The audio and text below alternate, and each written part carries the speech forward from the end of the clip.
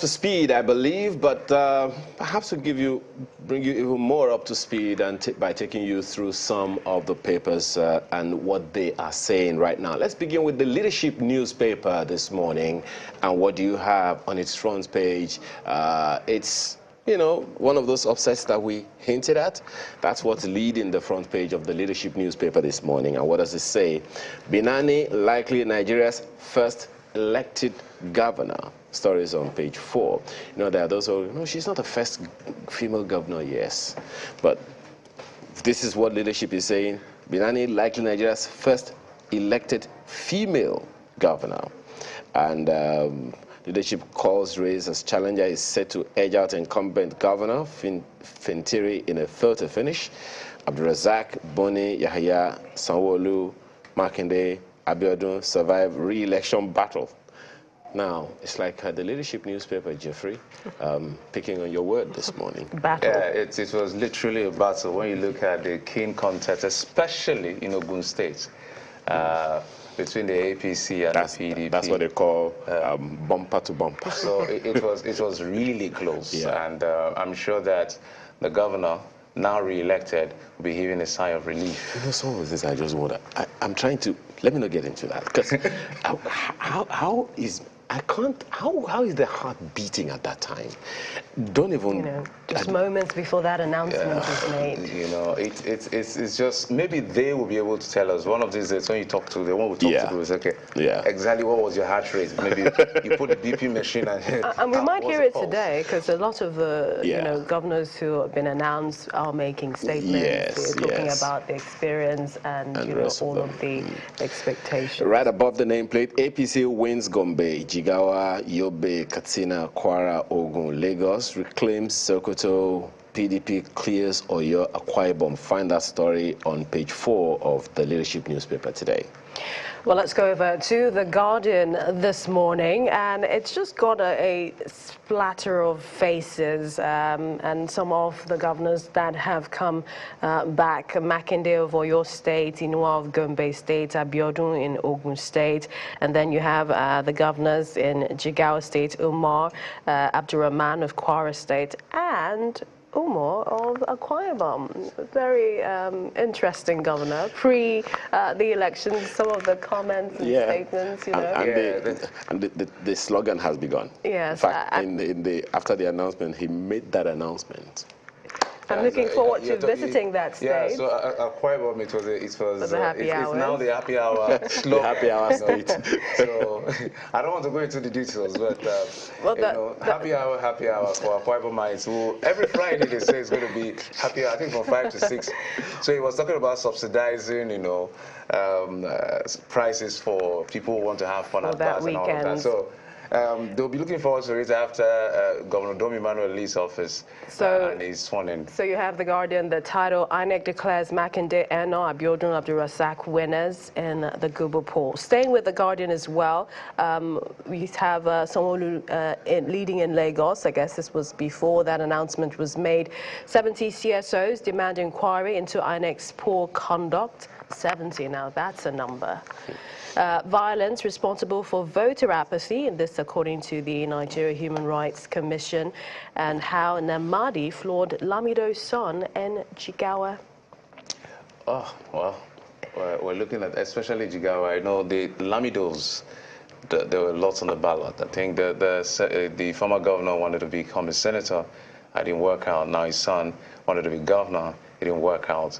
And so, well, that's what elections are really all about. And talking about, you know, that sort of situation, you have also on the front page, but it says you can find details on page 3. The bottom there, Namani loses Senate return bid to brother of slain LP candidate. Whoa. You also have the right-hand side of The Guardian, the results of the governorship election, the top 3 states, and the figures, the numbers of the results that they polled in the different states: Ogun, Oyo, Kwara, Gombe, Jigawa, Akwa Ibom, Yobe, and Katsina State. And then let's now take a look at other papers. The Daily Trust is leading now with APC wins Jigawa, Katsina, Sokoto, PDP in Akwa Ibom. and the riders. NNPP leads in Kano. Of course, this was just before we had the announcement that just went on this very morning. Binani Infantry neck and neck. Gombe, Kwara, Yobe, Lagos, Oyo, Ogun governors re-elected. We also have other stories there. Collation continues in Kaduna, Plateau. So we're going to see more results coming in today. Gentlemen, what am I saying? Gentlemen, Gentlemen of the press. It's recognized. It's okay. So, Katsina, was that any surprise for you? Katsina is, when I look at some states, I can't really take my eye away from where the states from which they were broken off. You know, Katsina was part of Kano, and I think Kano and Old Gongola State were extremely large expanses of land, you know, back in time, which has also, of course, been, you know, divided here and there. So, for me, all the northern states in particular, Jeffrey, I'm very, very concerned and interested in whatever the governors will do in partnership with the federal government to reduce the poverty figures. They are our own figures. It wasn't something done by World Bank or any other multilateral organization. It was by the NBS, even though in partnership with some other people. And then if you keep looking at the Daily Trust, you can see on your left-hand side, that should be your left-hand side. You see the map is changing colors, and of course, there are new entrants in the game. The first-time governors there, Umoyeno in Akwa Ibom, Rada in Katsina, Jigawa has Namadi, and of course, Aliyu in Sokoto. So these are the men who will eventually take the reins of power after May 29, and they will be tested. Their quality of leadership will be tested. They've made promises.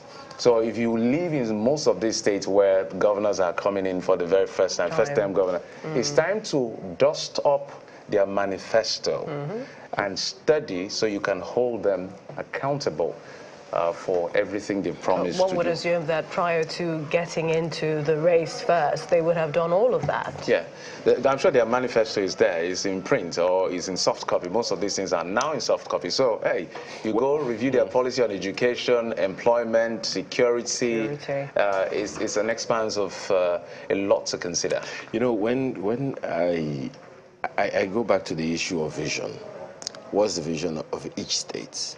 What's the vision of the nation? Every component of the country should feed into one vision. Should.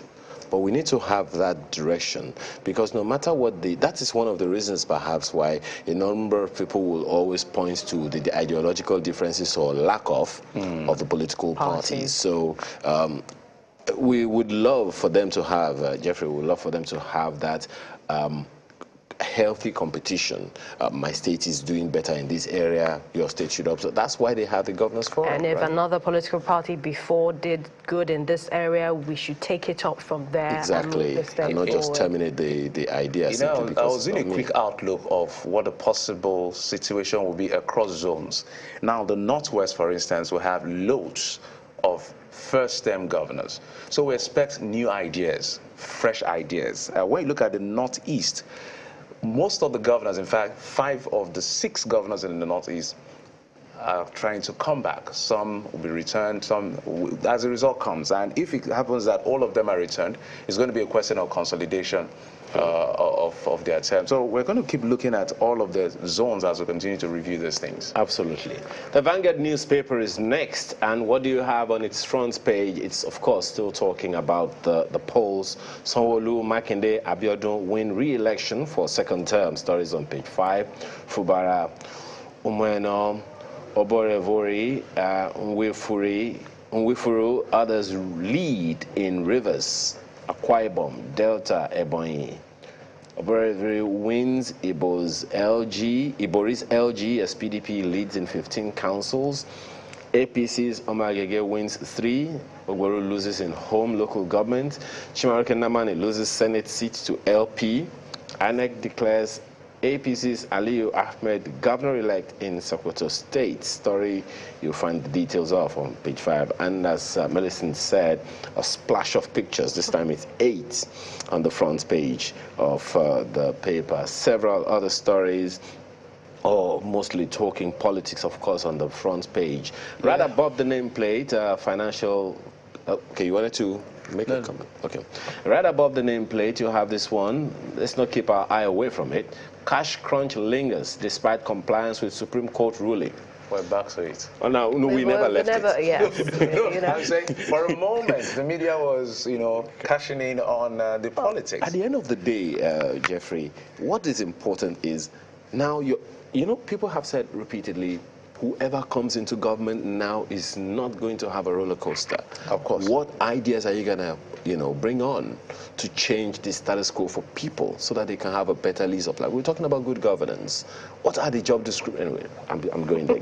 Mr. and Mrs. Maybe we'll have you to write a what is that, JD, job description for this government. Let's look at the Constitution is clear on what they're supposed to do. Well, let's look at Mr. and Mrs. Mrs. is looking at Mr. like... And she says, of course I knew your father is a rich man before I agreed to marry you. But I love you, not the wealth.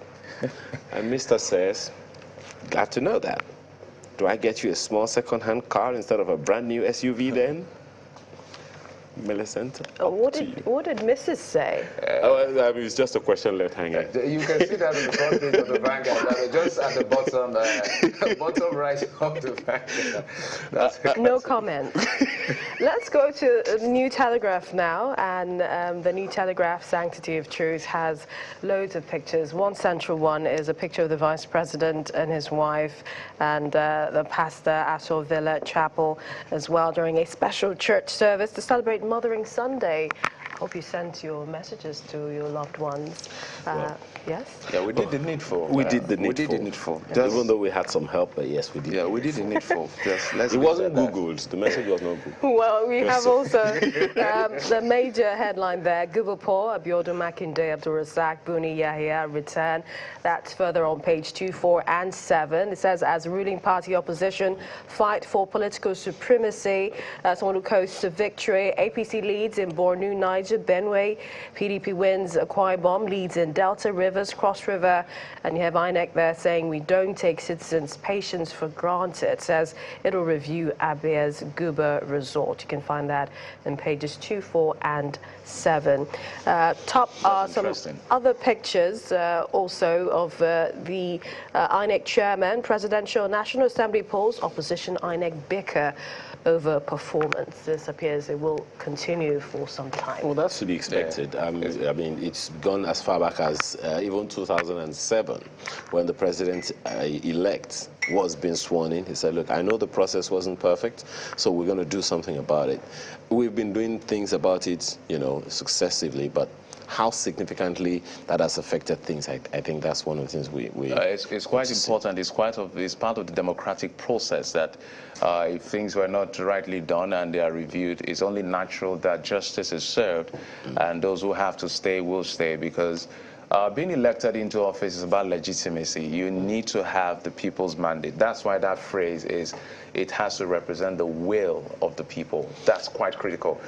When people feel that their vote counts, is the game changer. It's more of a game changer than even the beavers. As soon as people are confident that this man who is representing me in the National Assembly or the State Assembly, or this man who has been elected governor or president, I voted for him, and he worked hard, this person won, or I lost fairly because I wasn't able to mobilize enough support for that candidate. Then we were beginning to talk about democracy in a very, very ideal manner. Staying with the New Telegraph, it says a group saying stop insulting Kalu for supporting Tinubu APC. That's on page 4. You have further in page 14 and 16, lawyers push for creation of Electoral Offences Commission. And then you have the NAFDAC chairwoman, who's Professor Adi, talking about NAFDAC and OPCW lab high for biological chemical weapons tests. Oh dear. Wow. No, not oh dear. It's part of what a lot of, the big countries, some would say, have, Well, we said oh dear, I guess it's because we really like to get there. We will get there. For now, I want us to get there. I mean, mean, the president-elect, before he was named president-elect, says, look, he even want to compete in the area of nuclear weapons and nuclear power and all of those ones. And that's fine. But can we take care of the nuclear and present challenges? Maybe we'll start with nuclear energy. That's safe for environment. Yeah, if it will give us electricity, if it will help people's lives to get better, we should do whatever it is first to get people out of poverty. And talking about getting better, very top is the headline, diversification. Earnings from non-oil export hit 9.84 trillion naira. Diversification is ramping up. It is. Bottom, you have Yaga Africa saying the polls, on the polls, Constitution, Electoral Act violated in many states. The LP says Guber elections worst in Nigeria's history. Bode George saying Lagos Guber poll a sham, disgrace to democracy. Adebutu accusing INEC of rigging election for Abiodun. Journalist kick as INEC selects those to cover collation exercise. It's a long list. It's a long, long list. And this just goes to show that everybody who is coming into power has, as I will always say, has a huge responsibility. They have their job cut out. I remember the former CBN governor when he was making a presentation, I think at one of the events in Kaduna State while I was listening to one of the investment summits. And he said, if anyone is telling you as you intend to become president of Nigeria, and is telling you that it's going to be easy, it's either the person is lying or the person doesn't know what the job requirement is, because you're talking about multi-dimensional poverty, you're talking about high unemployment, you're talking about a huge debt burden, you're talking about inflation hitting almost 22%, interest rates keep going up because the CBN is trying to push monetary policy to mop up liquidity and control all this so that it doesn't get out of control. So there's a lot. Security, it is taking different dimension at the end of the day. You're quite right. Well, this Nigeria, you have this Nigeria newspaper? Okay, yeah, this Nigeria, of course. The sense said splash, literally, of faces. I guess I can see, I don't know how many of the faces I could quickly remember here. So we have Makinde, Abiodun. So Google polls, the winners. That's it. Google polls, the winners. Makinde re-elected, Abiodun, Sanwo-Olu, Abdulrazak, Yahaya, Buni, Oyo rather. Okay, that's different states, okay, and respectively. New governors, Eno, Namadi, Rada, Aliyu, and all of these states are quite Bom, Jigawa, Katsina. They're also projecting that the leading candidates are Similai Fubara in River State of the PDP, Oborowore in Delta, Otu in Cross River, and Wiforo, Ediogo lead in Rivers, Delta, Cross River, Ebonyi, Enugu, amongst others. So you can see the faces of those that have been confirmed governors-elect, and the ones that INEC in the states, respective states, are yet to declare. So we're going to see loads of new faces. Remember that 11 governors are seeking re-election. So far, the ones that have been declared, they are now calm because they've been returned elected. So what happens to the rest, we'll keep watching, and then a lot of new faces will come through. So out of the 28, 11, so you could do the math yourself and know just how many new faces. I'm happy that some of the names are not quite difficult to pronounce. Some, some names are quite difficult to pronounce, but we'll go around it as much as possible. So that's what this Nigeria is reporting. Okay, let's go to Abuja. The Abuja Inquirer has this one: state polls, upsets, intrigues, close calls. Certainly, and that's upsets. Well, I think the story, the body of the story will tell you which one is which one. Yeah. I think maybe that's the synonym for battleground. Yeah. Oh, really? Upset, we could quickly say upset at Sokoto. It's debatable. Someone says it's debatable whether Kanu is upset because people felt like, okay, he's expected given the performance, but not necessarily. If you look at all the performance we saw the presidential and now the colours now. So we can say Sokoto, Kanu, some upset. Now I have close calls in Ogun. I have some analysts with me here. But the close call is certainly Ogun. Yeah, it's certainly Ogun State. And anyway, so the body of the story, as I said, will give you details, and of course you have more of that on page 11 of the paper. APC PDP share spoils across states. Spoils is the language of war or battle. No, it isn't. Well, it sounds like it to me. So anyway, LP warns of protests. INEC APC has undermined democracy. That's ascribed to Atiku. Find the details on the front page of the paper. I think we should also emphasize here that, you know, there are procedures, and that's one of the questions we raised with Mr. Sonny in our Kano studio yesterday about, you know, when you are unhappy with something, there are procedures. Now, we all signed, and I think it was it Jeffrey or Millicent that was asking questions around the peace accords that were signed before the elections. It should count for something. So even when the emotions are high and tempers are on tethers, let the political leaders, let the contestants, let the candidates themselves come out to appeal to their supporters and to the people who voted for them, whose votes didn't carry the day as they expected, to please calm down. We have to have a nation before we can have offices. That is very important for us to pay attention to. We need to move away from peace accord just being some photo op or some additional document to the electioneering process where it's about just go sign that paper.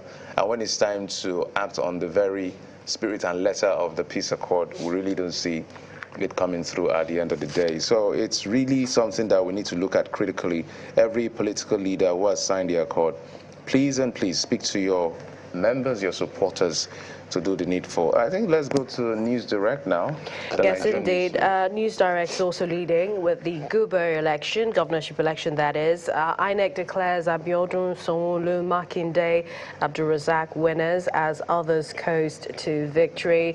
It has bottom there. Losers react. Allegations of inducement, harassment, resource manipulation will be reviewed, and that's INEC saying that. We heard that as well extensively from Mr. Festus Okoye earlier on Sunday, where he talked about all that was going on following the states that were announcing the results, and some of the different dimensions to those announcements, collations taking place. Staying with News Direct as well, you have NDE disburses over 1.4 million naira loans to 74 beneficiaries. That's happening in Rivers. You have that picture there, of course, of Ogun State governor there, his wife. I guess this was the moment while they were anticipating that announcement. Was there a way to have checked the BP at that point? No, he looked really calm. I mean, he looked really composed. It was quite calm. Yes. I don't know that, this reminds me of Professor Jaga in 2015. You remember the incident at the National Collation Center? A lot of people applauded how calm he was. Like, this man is screaming, but you're like, okay, when you're done, can we talk? I think the same thing happened, with Mahmoud Yakubu at the last election. But all of that, anyway. I think it's something that, I was thinking one day, I was thinking a day, and I thought that sometimes we need to applaud politicians in certain areas. Their resilience, their ability to just be dogged, They are being bashed every day in the media for whatever reason, maybe they're not doing well, their constituencies are on them and all of that. So if you don't have certain level, that's why the state of health of that individual is quite important and all of that. So, but that story is on the bottom right of the page. It's very important for us to look at. Before is this currency in circulation? Yes, dipped to 982 billion naira. That's according to the Central Bank of Nigeria. From 2.7 trillion to that. Now we know why cash is scarce. Well. And I hope that the government is doing something about that one. Indeed. All right, so let's take a short break now. As soon as we return from this break, we will engage our guest who is already with us. I wanted to draft in the guest right now, because we've talked about a number of things in the papers, and I know he is itching to react. We'd like to welcome Mr. Sheye Adetayo, security and intelligence expert. Thank you for joining us this morning. All right, I know you've been listening to us talk about all of the headlines. What comes to you, and how would you like to react to it? Well, I think we have evolved. Looking at the election so far, security-wise, is far better than what we've had in the past. Yes, we had a couple of crisis here and there. But if you look at the numbers compared to what we had in 2019, 2015, the numbers of casualties, and the ease at which elections results were announced, then we can say we've moved a bit up, but not where we're supposed to be at this time. And the good is that if we continue to improve, one day we'll get to where we actually want as a nation. Generally, we've seen lots of upsets, and that also speaks to, the level of improvement. One thing I can say is that the result we see today are actual votes, thanks to Beavers that did the accreditation and ensure that these are real people, not someone moving from one local government after voting to another local government to go and vote. And Beavers has been able to do that for us. So there's an issue around turnout. And I believe that after, when this whole storm settles down, Nigerians will be able to appreciate how far we've gone with this election, and also applaud INEC for being able to introduce this dimension to our election. There's so much to be done in terms of security. We can't blame INEC for that. Their responsibility is to conduct election. The government security agency's responsibility is to protect the electoral process. But we have to be honest with ourselves. The UN police to resident ratio is 1 to 250. What we have today in Nigeria is too wide. So we don't have a police service that is manned enough to be able to take care, of our elections. All the different. I think we have about 176,000 polling booths, and let's say each has an average of 500. So we expected that 2 policemen should be able to be able. We actually don't have that situation, and I must also commend the Nigerian Armed Forces for the areas that I went to. They are not close to the election. They are on the main roads to ensure that the movement restriction is properly being enforced, to prevent people moving from one area to another. And are those areas in Lagos, areas you went to? No, not only in Lagos and Ogun State. Okay. And you see them, intervene people, opening their boot to ensure that they are not moving, materials. And I can say this second election, I saw a more civil Nigerian Armed Forces. The first election, they were very, very hostile. But this second one, they are very civil. They will talk to you politely, but they will still do their job. They will check.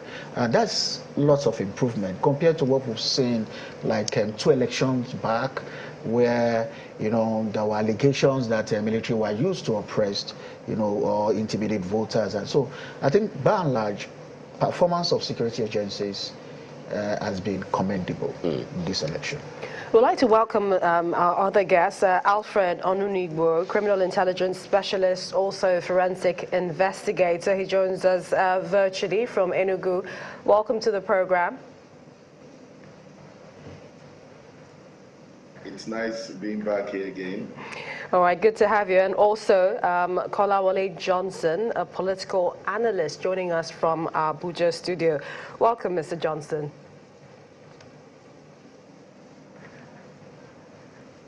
Mr. Johnson, let's start with you. I know you listened to us talk about some of the headlines. Which of them jumps at you this morning? We call it the morning after the general elections and House of Assembly polls.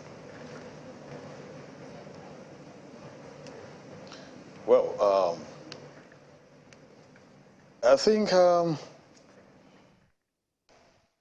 when you take positions at times, when the poll is not over, you may be shocked at the end of the day, and we've seen that. I looked at the headline, I think, for the Abuja inquiry that talked about upset, intrigues, and close calls. I think the race is taking that shape already. And this morning, some are happy, and some, of course, certainly not happy. The bottom line around the entire political era, well, it's simply power. it is what they look for. However, to the average voter, to the people on the street, what they want is good governance. And democracy, I mean, has given them the power to choose who they think can bring that good governance. A lot of times, they may not be taking or be making the best of choices. Sentiments are there, emotions are there, and whoever emerges through that process may not necessarily be the best. But one thing you will have is that the people, has chosen Mr. A or Mrs. B, and that should be respected. So when you have situations where people are disenfranchised, when people are not able, to freely choose, you begin to question the legitimacy of those that emerge through that process. But again, if you want to isolate cases and look at the different scenario, it may be very, very difficult for you to, to outrightly, support either side A or side B. If some felt, for example, that, there is an existential threat to them, and they decide in their own argument to take the Machiavelli approach to ensure that the state is protected at all cost, whether through moral or immoral, tools. That is the argument. But the other side is saying that no, you can't bring that to the present day scenario, that we have the right to choose. And when they are not allowed, it's as though you have cut them away from the process of choosing those that are meant to lead them, not just for one day, not just for 2 days, for 4 good years, knowing well that this is about allocation of value, that what they are going to get at the end of the day depends on who they choose. So I think the process itself, of course, we are getting better. Like I said the last time in these same studios, that I don't want to condemn this election. If you trace back to where we're coming from, the 2007, I listened to a party say this is the worst in the, in the history. Perhaps they are not looking at history to look at days where you have electoral violence, political killings, even prior to the election. On the election day, you have killings everywhere. In those days, you have days that, regardless of what happens, at the polling units, people just get to announce anything and they tell you to go to hell and nothing happens. So I think we're getting better, but we are not there yet. The only question is, how long are we going to crawl to that place where we should be? So for me, it's the morning after the morning, we shouldn't be celebrating some aspect of what we have right now, even though we have reasons to clap for ourselves that we're getting better, better by the day. Any surprises? You said what? No, not for you now. Thank you, Mr. Johnson. But this question is for Mr. Ononugbo. Were there any surprises for you? I'm surprised, questions have been asked.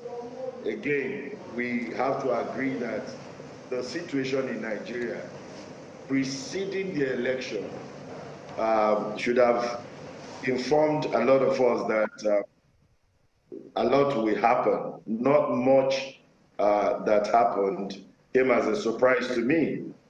One is that we have lived with a weaponized poor society.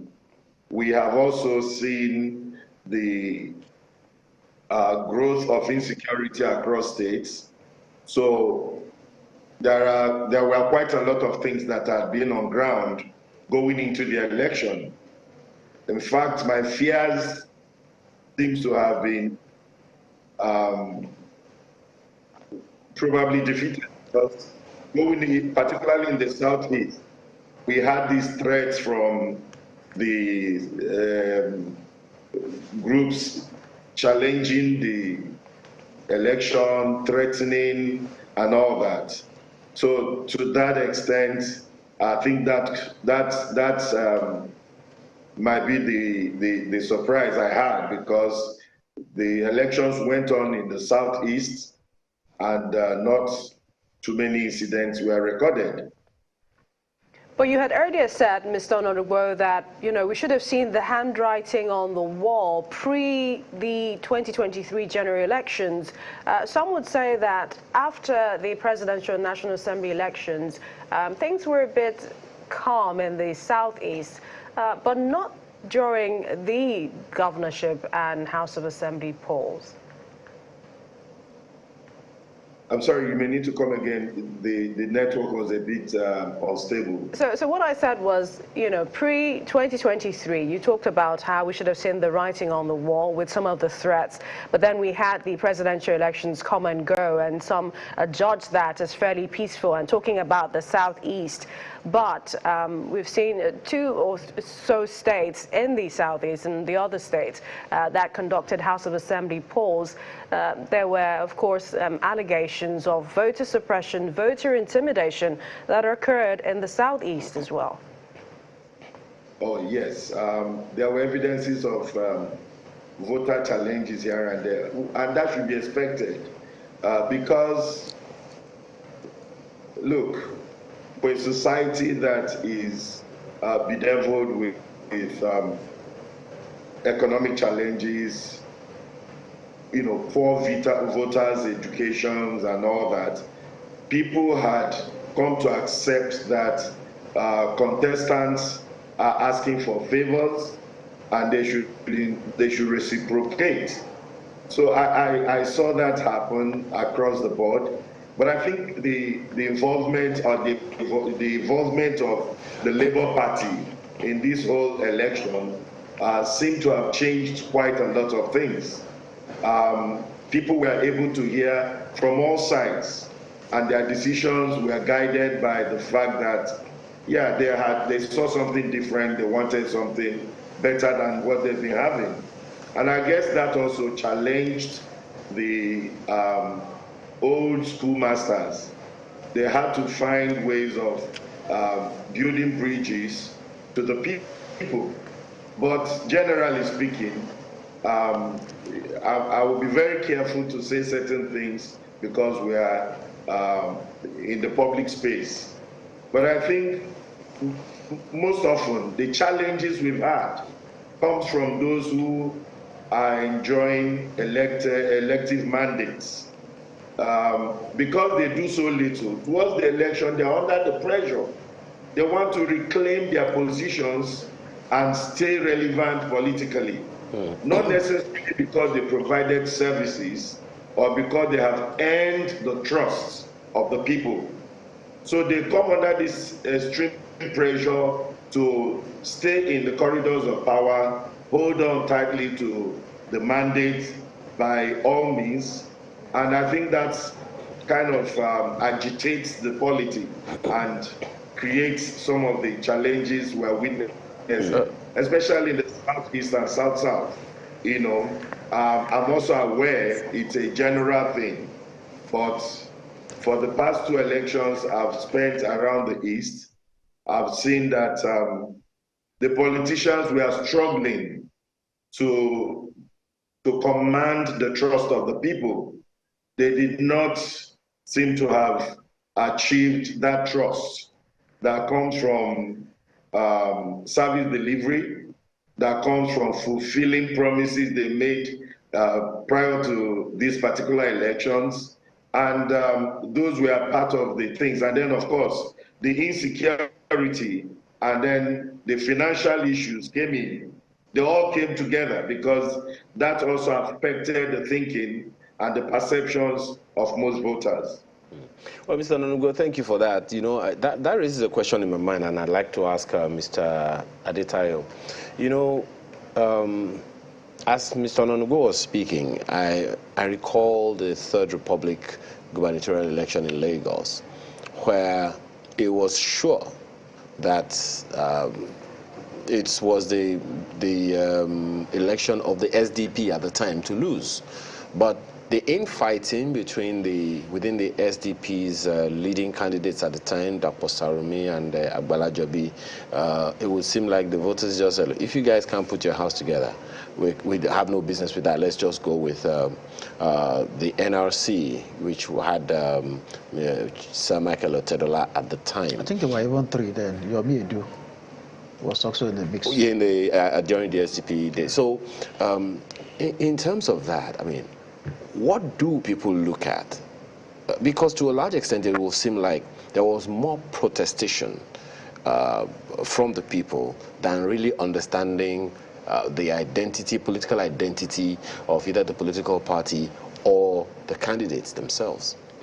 So I'm yet to get a direction that your question is going. Do you think there is a sufficient understanding by the people of who they are electing and why they are electing the person, especially in the light of the fact that, I mean, we talked about this yesterday, political education isn't really on the front burner just as yet? Okay, it depends on how we see political education. Okay. I think people are more aware now than before. Awareness? Depending on the aspects of our electoral system that is of interest to them. We've seen situations where people align based on political parties, people align based on the identity of the candidates, and we've also seen where people align based on the environment, what they feel will be suitable for the environment. If you look at Lagos, for example, situation was very, how will I say, there was heated, situation around Lagos based on several reasons.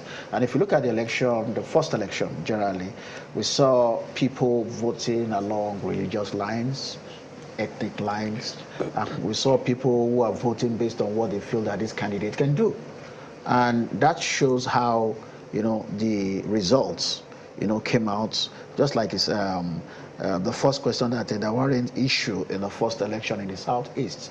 And interestingly so, because we saw the direction of the votes. It was in one direction. So you don't expect where the majority election turning 97% to one candidate to have a problem. It shows that there is, thick population of those who aligned with that candidate there. But if you look at some areas, it was, evenly contested. So you expect that in such an area there's going to be, crisis issues around, because it shows that there are presence of different groups, existing in that area. Now, if you look at the young people, there are young people who believe that the issue around EndSARS is an unresolved issue, and because of that, they are, protesting with their votes, and they don't want to hear any other thing. They are not concerned about the manifesto. They are not concerned about what this candidate has done before. Theirs is that youth have not been given the right to speak, and they just want to express that. You won't say such people are not politically aware. It's about their interest. That is where they are aligning. We've seen situations where pastors were using the pulpit to say, you know what, we don't feel that our religion is well represented by certain parties, and we want to, express our, the way we feel. You can't say they are not politically aware, or they don't have enough political or electoral education. It's about where their interest is aligning with. So that is how, the whole thing is playing out. That's not a new thing in our polity, Mr. Lita. I'm sure you know that. I mean, and it dates back decades. Even as far back as the Second Republic, where there are always contestations. A significant number of people will always vote in a particular way as opposed to the other way. Even in this republic, we've had people who have opposed one party or the other for one specific reason or the other. During the military, it wasn't any different. The unresolved case of who killed Delegewa is an unending question that so many people are still asking. So we will always have those issues, and it's a fact that many of us have to live with. But how significantly that impacts on governance or the choice of the people, I think that's something, isn't it? Yeah, so I think it's part of the agenda that we have to start setting for the new government. And because no government can succeed in an environment where the people are divided. And this one, we're having sharp division across the whole country based on different reasons. And we should be looking at how we can bring everyone together And I believe that right now, both at state level and federal level, they should be working on that now. And if we can't put that in place, security issues will not be able to be resolved. And that is very important. Part of the reason why we're having issues in the north, because of the sharp division along ethnic, divides and religious divides, in the north, where, we had the situations in Kaduna at a time when, attacks on certain communities being seen as attack on religion. It took a long time before everybody discovered that these people are the brothers' enemies. They kill both Christians and they kill both Muslims. They are not discriminating. So we know we need to actually close rank in that regard so that we can jointly, focus on our common enemy and try to address it. So that is the area that I feel, incoming administration, both at state level and federal level, should be able to. States where no, let me just please. States where we're experiencing this sharp dichotomy on religion and ethnic, incoming governors should call all sides together and give them the assurance and confidence that I am ready to be the governor of everyone. And I'm going to make my cabinet to reflect that. The incoming president should do the same thing and say, I'm going to make my cabinet to reflect youth population, women population, Christian population, Muslim, all ethnics. I'm going to bring everybody together to show that I am not going to tilt to one side and make sure that I'm a president of all Nigeria. And when we get to that level, I'm sure Nigeria will be able to rally behind the president and will help to solve the security issue. All right, let me take the conversation. Just you mentioned a few things, but let's take the conversation to Abuja studio to Mr. Kolawole Johnson. He's mentioned the intent why people. The question I want to ask, so I will list a few things, is what will likely be the expectation of people, because there's a motivation behind the ballot. When people go to vote, there's a reason they voted a particular candidate, and it's going to influence what they expect. So I listened to a gentleman a while ago last year, and he talked about 7 things that motivates people to vote. He talked about tribe, which borders on ethnicity. He talked about religion. He talked about political party affiliations, and then he talked about what he calls stomach infrastructure, a bread in hand. Just give me what I have, what you have right now. I'm not interested in the future. Then the business community, some of them, if it will protect their businesses, then there is the issue of the manifesto. What are the programs and policies? And then sentimental issues, whether it's good looking, is eloquent, is intelligent, and all of that. So these were some of the things he espoused as the motivation behind the ballot, or people going to say, I want to vote for this individual. So when you look across the country, what do you think is going to be the prominent expectation of people in spite of their motivation?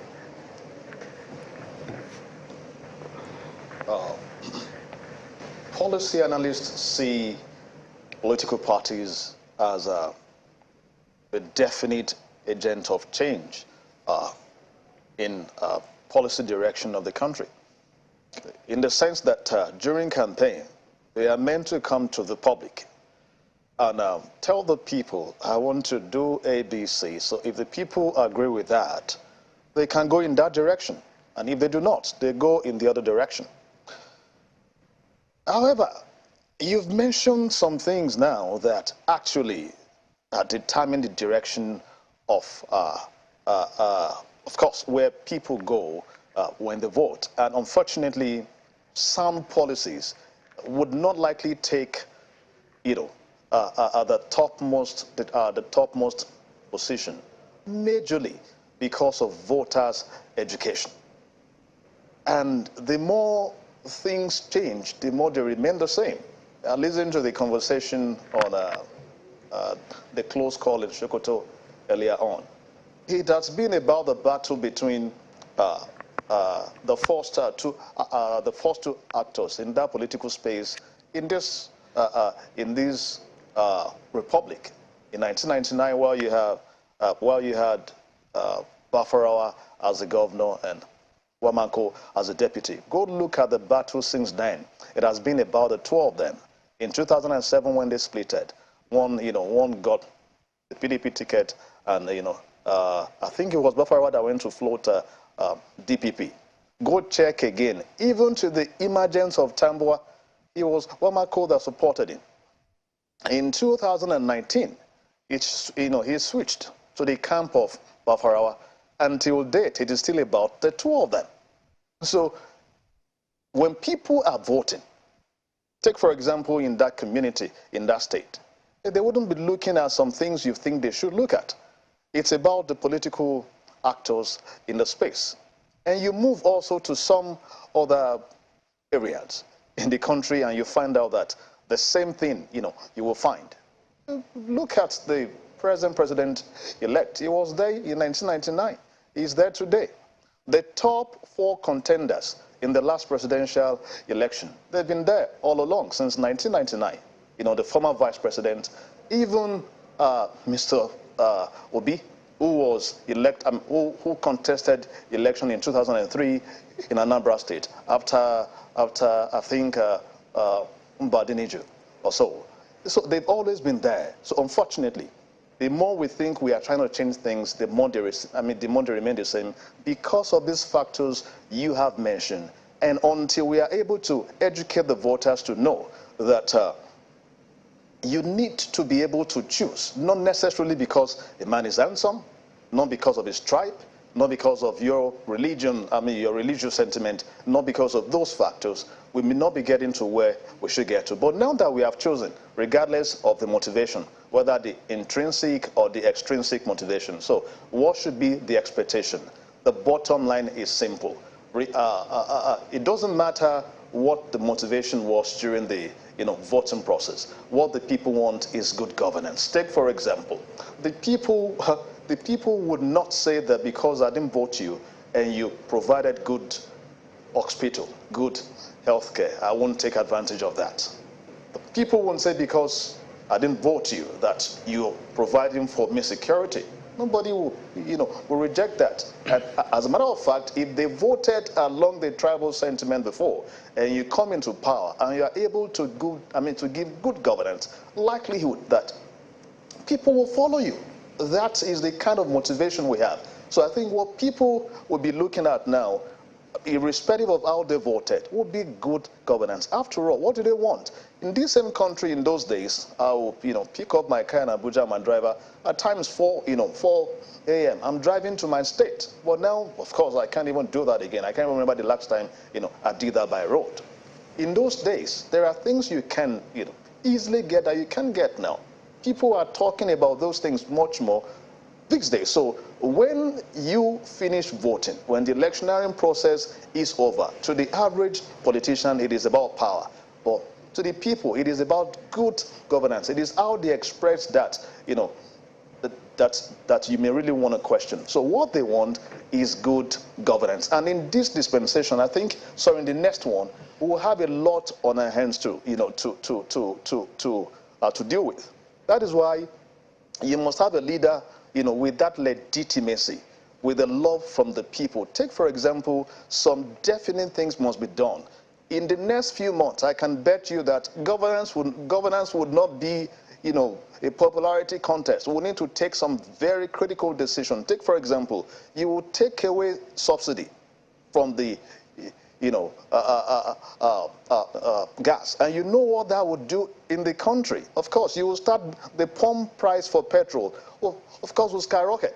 And the people may want to react, especially if the leader, if they think the leader has not enjoyed their legitimacy, their mandate. So the people may want to revolt. But if somebody you like that you voted for takes such a step, take such a step, you may not want to revolt against. That is the difference between 2011, or was it 12, when we I think 10, when we filed out against fuel subsidy, and 2015, when the price of petrol went up and people did not revolt. So it's about this. When you enjoy the legitimacy, you can take critical decisions for the people. Even though it hurts, they may want to just accept because, okay, they think this man is doing the best for us. We believe in him. So when they do not believe, there's a problem. That is why when this set of leaders will come on board, there's a need to build confidence in the people, because you can't take such steps without having the people on your side. It will surely boomerang. So what people are looking at is good governance, but this won't be done if we don't take some critical decisions. And when we are taking this, we need the support of the people, their confidence to accept and also be able to bear with the government. Let me take it to Mr. Ononugbo. Mr. Ononugbo, Mr. Kolawole has mentioned a couple of things, and he's talked about the legitimacy of the people that have been given mandate, the outlook of the people to feel that whether or not they voted for this individual. But that is what democracy is all about. They say it's about the majority. But on the other side, whether you call them minority or whatever name you give them, sometimes it feels, which is why you see at during the elections, when collation is going on, we're watching River State yesterday, and some were complaining about the process. They're not happy. They're not being listened to, and all of that. So election ends. Sometimes it generates what we may call concentric cycle of anger and maybe discontent at the end of the day. How should, going forward, should this be managed so that it doesn't degenerate? Because the elections have been called in many states, and more states will be calling elections at the end of today. But some people are not going to be happy because they feel that this man didn't have my mandate because we were in the majority. How come he won the election? So, and the natural thing now, this phrase almost is like, go to court if you agree, which is the right thing. But on the other hand, we're generating concentric cycle of anger and discontent. How do we manage that in a democracy? Well, I'd like to quote James Freeman Clark, who said that a politician thinks about the next election, but a statesman thinks about the next generation. And when we see the brand of politics being played in Nigeria, it gives one some very serious concerns. And just like Mr. Johnson said, when the people begins to enjoy good governance, they begin to see the dividends of democracy, they care less through whose administration it flows. The concerns ceases to be where the man is coming from. In fact, if such politician does so well, you will probably see people agitating for extension of such administration. However, considering the situation and all the anger, disappointment, disillusionment, disenfranchisement generated by this present election, I'm scared. Some of the utterances of the political leaders might not go away too soon. And you know, the society is plugged down with poverty such that people tend to discuss the negative things more than they discuss the positives. So a lot of people are going to be bogged down with the fact that not only that they lost, but the things that were said and actions taken. For instance, I'm aware that at the Lagos end, statements were made about people who came to Lagos from other places, not particularly about any ethnic group, but such statements have left all kinds of open interpretations. And people are taking these things out of context, and sometimes in context, but negatively. Now, I don't know what you are going to say to them as a leader to wipe away the impressions and all the contents that have been, you know, with the social media created and spread across. So we are in a very tight situation. And bear in mind, we are in a digital age.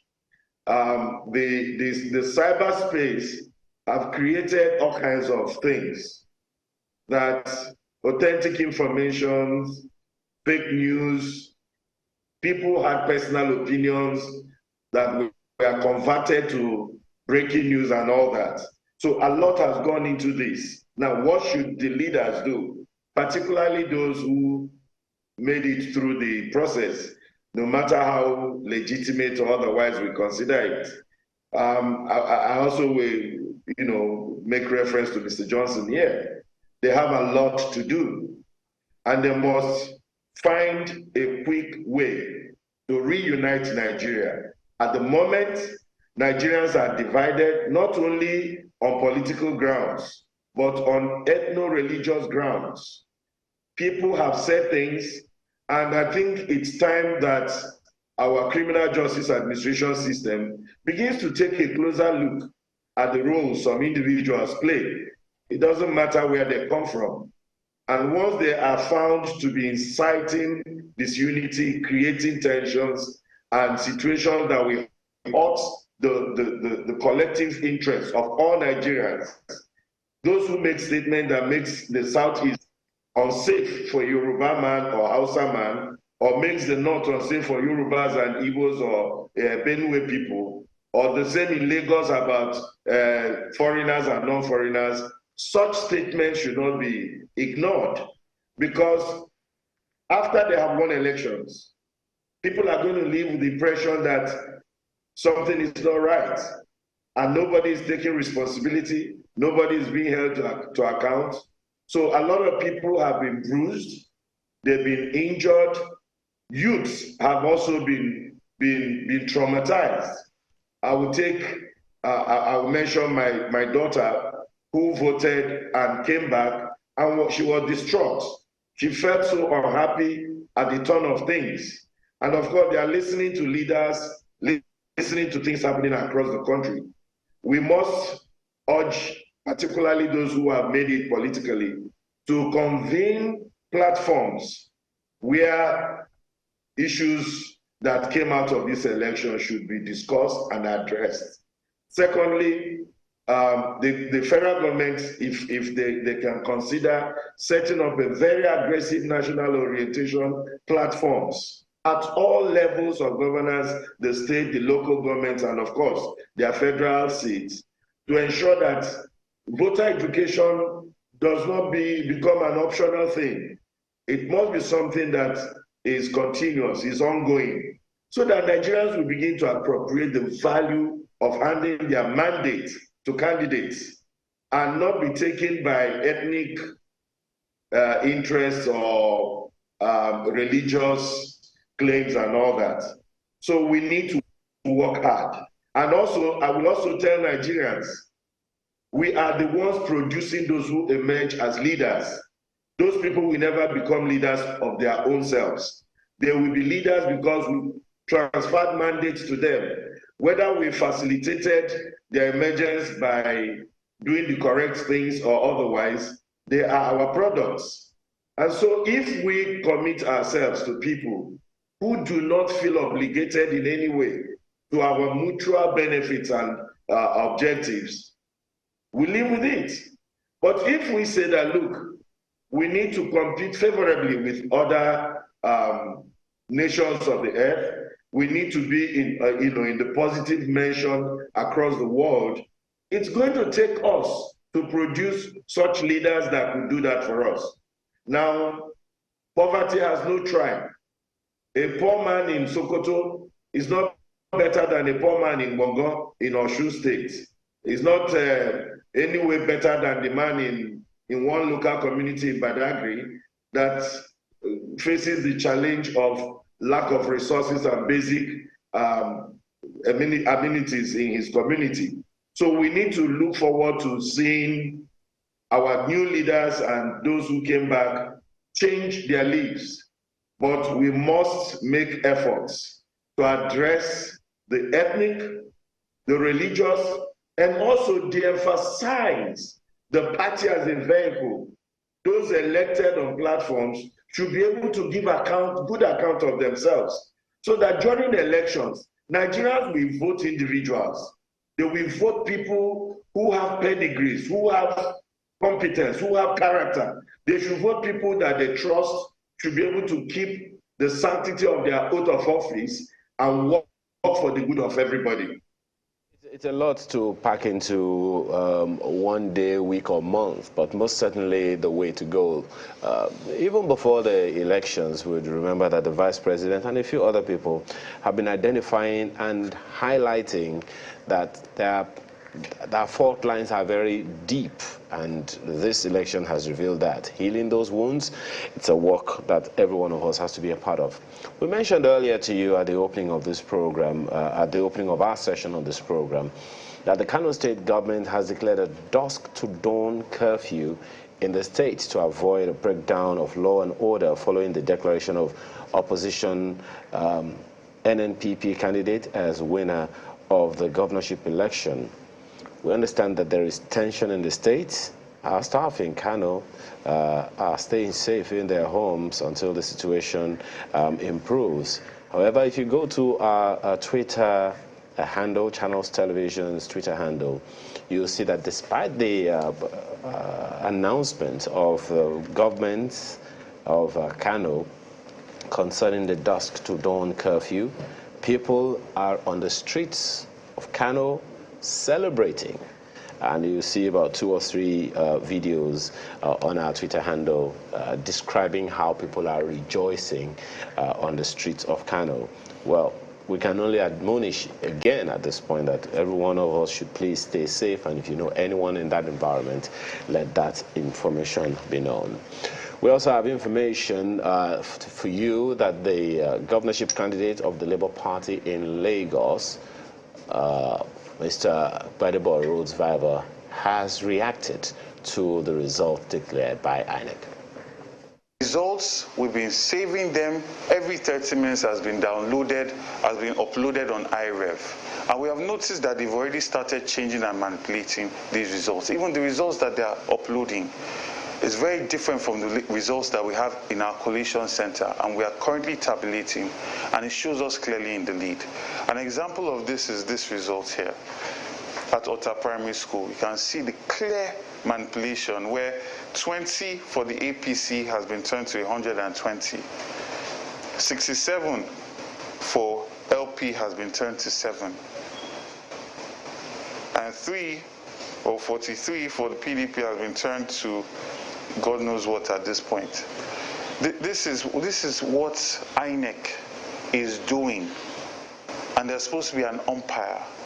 But fortunately, we have all our results, and we're going to challenge this evil that INEC, in collaboration with the ruling party, has done to disenfranchise so many voters in Lagos State. Entire agents of ours, even in peaceful places like Ikeja or Egun, were chased away from their polling units. Talk less of Surulere, talk less of Oshodi, Solo, talk less of Amodofi, talk less of Ojo. People were forced to vote and declare at gunpoint.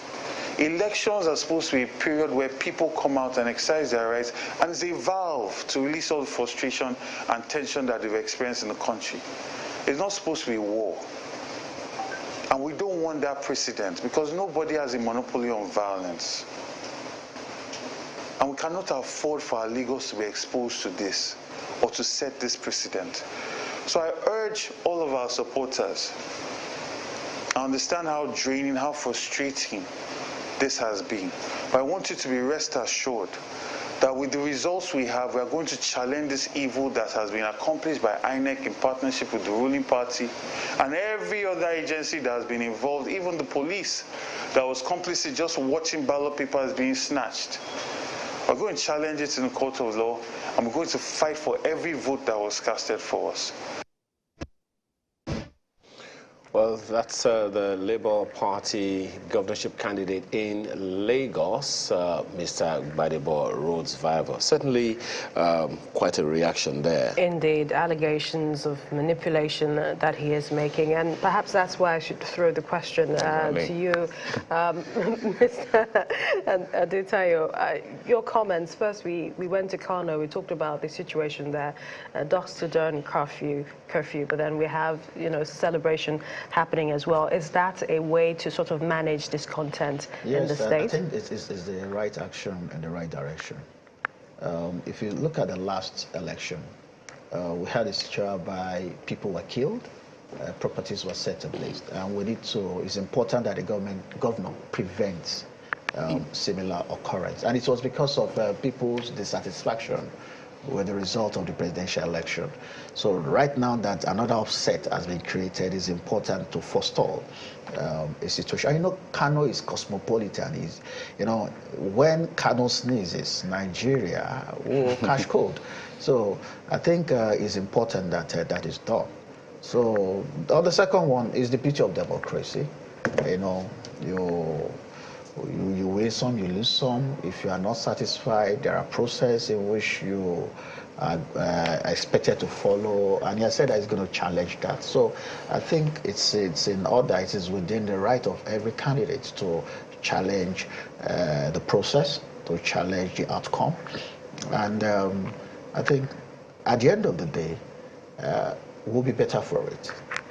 Mr. Johnson, the same question to you about what we've seen Kano do, the decisions they're taking, and this is right after the results were announced, and what we've heard one of the contenders in the Lagos State governorship election talk about allegations of manipulation and the steps that they plan to take next.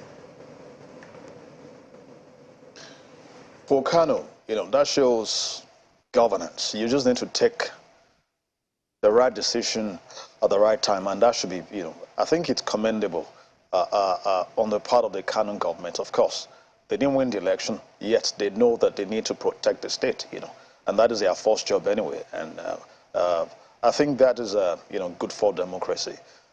Two, when you come to Lagos, I think generally after this election, not just political scientists, researchers, we need to do an introspective analysis of this entire, you know, election. We will need to do a causal or cause-effect analysis of the different dynamics of the election.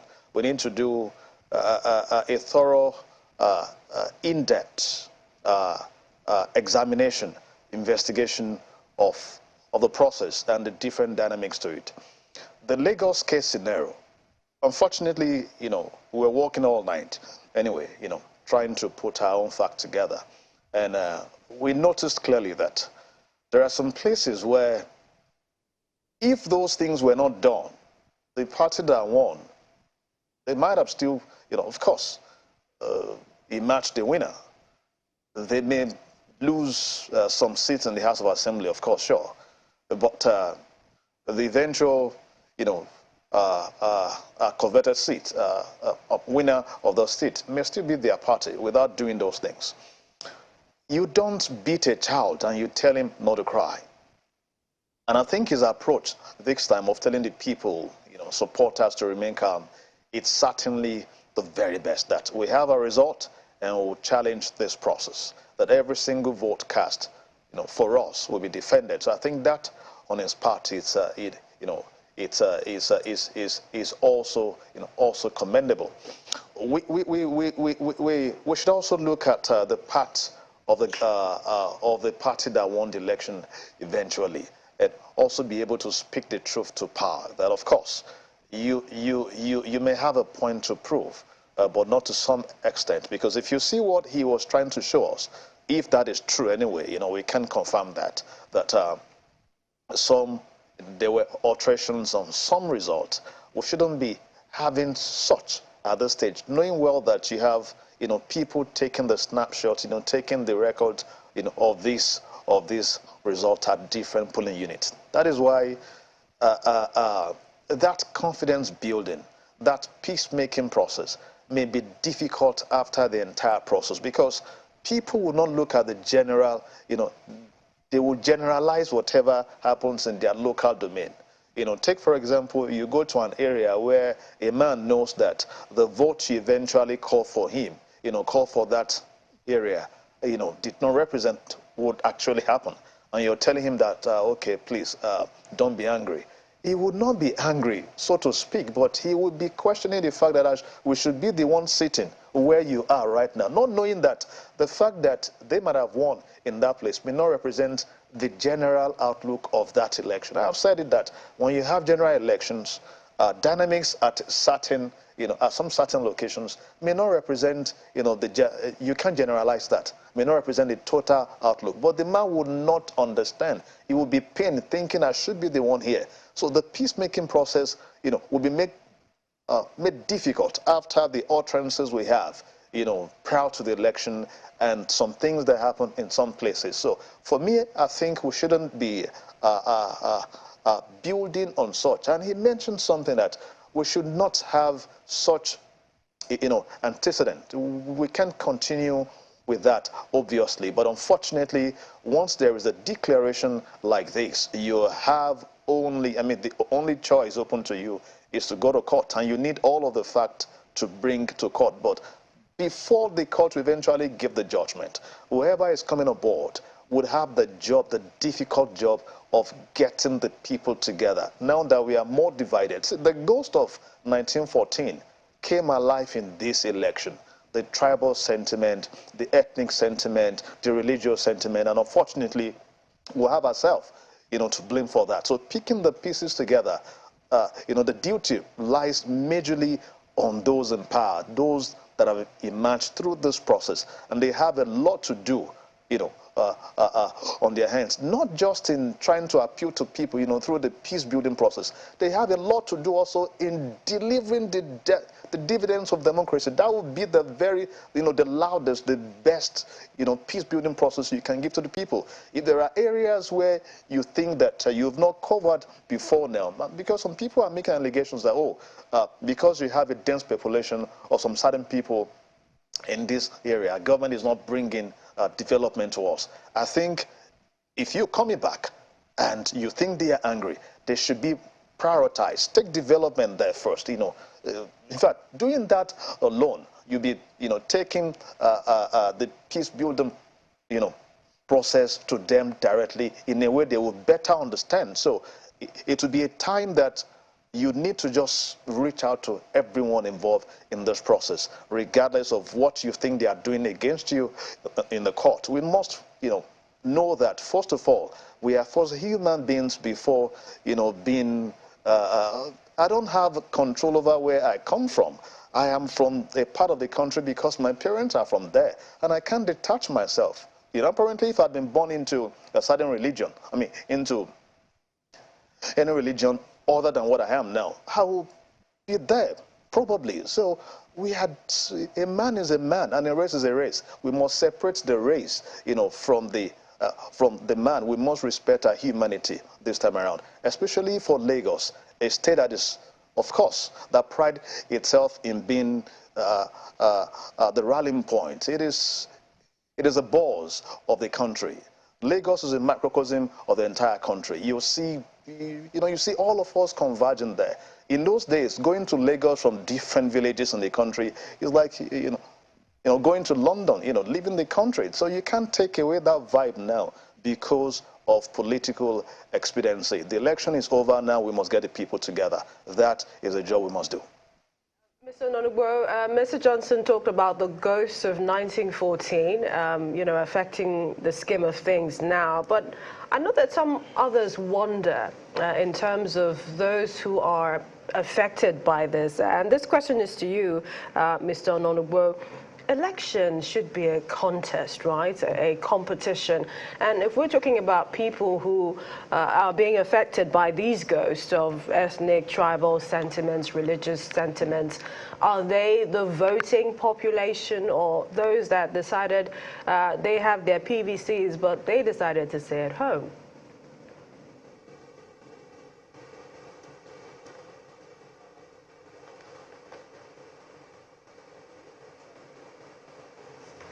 Mr. Nonugbo, are you still there? You might have to unmute so we can hear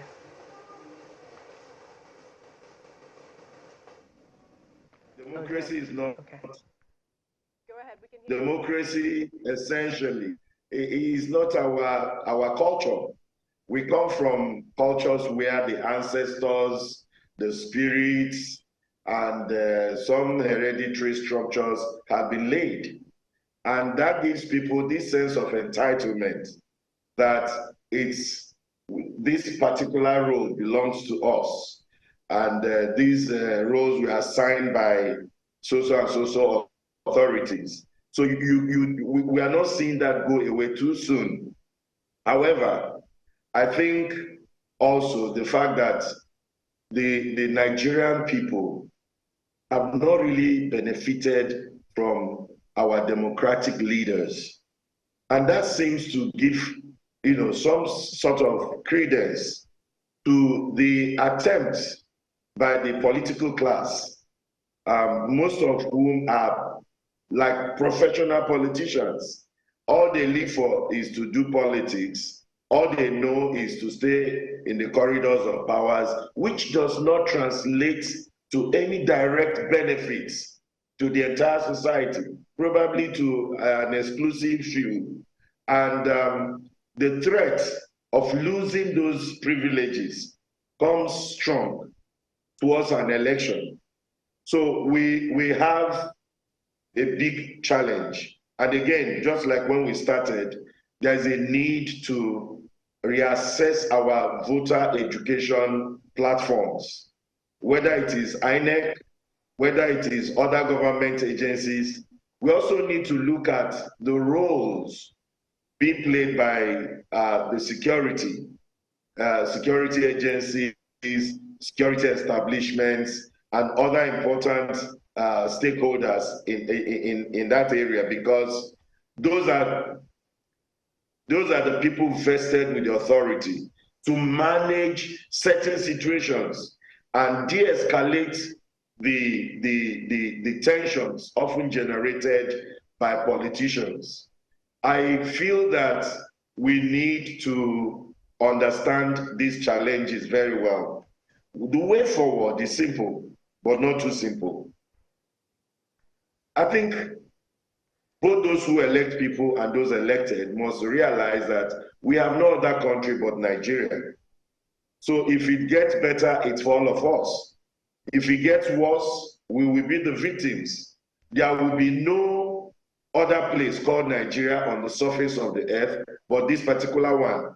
So our actions and inactions might be forgotten after the election, we assume, but they are still on the minds of people. So we need to we need to think fast. Yes, indeed. We need to think fast and act fast. The government alone cannot handle this. The traditional rulers played a very significant role, played very significant roles during this election. The religious leaders, the community leaders, the youth organizations, the women organizations, all these groups played important roles. And they are the only people that can help us recover the Nigeria of our collective dreams, because we need to send the right messages. We need to de-emphasize on our weaknesses and, emphasize on our strength. We have this diversity, this strength in diversity. We just need to harness those strengths and forge forward. We also must reinforce our institutions. Let me give you an instance. The role of certain persons, even though they are assigned officially to be either INEC, ad hoc workers, security, these are just Nigerians. Take away the roles they were assigned to play. They are all the same Nigerians. And when a Nigerian decides to be patriotic in the discharge of his duties, whether as a security man or INEC official, polling agent, and we want to play by the rule, which is unfortunately impossible because people are influenced. They are poor, they are promised certain things if you do the biddings of your leader and we win the day. So those kind of things, I don't see them go away, because if that guy doesn't do what he's asked to do, he might not be able to fit into the demands of the future. He might not be able to afford certain things. Just land on your thought quickly, just maybe in 20 seconds, as we try to wind down. All right, Mr. Anonuga, I wanted you to just land on your thought as quickly as, because we're due for a break. We also have Mr. Adetayo here. Well, just maybe in 20 seconds, your thoughts on this issue.